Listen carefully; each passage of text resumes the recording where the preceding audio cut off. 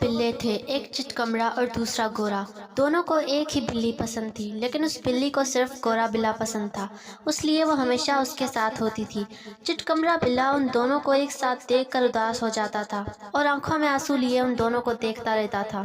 ایک دن دونوں بلے اس بلی کے لیے آپس میں لڑے۔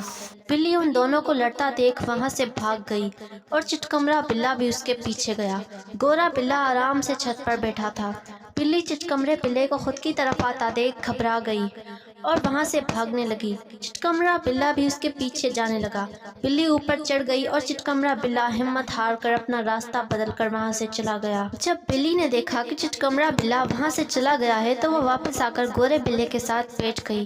گورے بلے نے اس سے کہا کہ آئندہ اس بلے کو دیکھنا بھی مت۔ اسی دن شام کو دونوں بلا اور بلی بیٹھے تھے اور چٹکمرا بلا اوپر بیٹھا درد بھرے آنسو بہاتا ان دونوں کو دیکھ رہا تھا کہ اچانک دونوں بلیوں کو کسی نے ڈرایا۔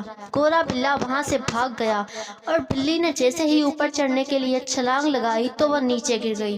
پھر وہ بھی اس گورے بلے کے پیچھے بھاگنے لگی۔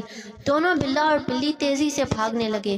بلی اوپر چڑھی اور اس کے بعد بلا اوپر چڑھا۔ اس کے بعد پھر وہ دونوں بھاگنے لگے اور دوسری طرف چلے گئے۔ چٹکمرا بلا وہیں اپنی جگہ پر اداس بیٹھا تھا۔ دونوں بلا اور بلی جا کر دوسری طرف بیٹھ گئے اور چٹکمرے بلے کے دل کو جلاتے رہے۔